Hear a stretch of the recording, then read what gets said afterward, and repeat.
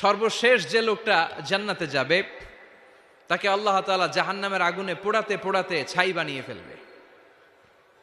আল্লাহ বলবেন, জিব্রাইল যাও একটু দেখো, একটা মাত্র সেজদা দিয়েছে আমাকে, এরকম কাউরে পাওয়া যায় কিনা। বাটি চালান দিয়ে দেখো পাওয়া যায় কিনা।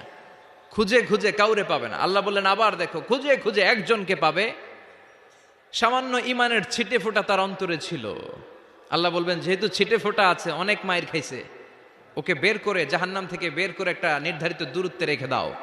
রেখে দেয়া হবে, কিন্তু জাহান্নামের আগুনের লেলিহান শিখাতে তার গা ঝলসে যাবে। সে আল্লাহর ডেকে বলবে, মাবুদ তোমার কাছে আমি কিছু চাই না,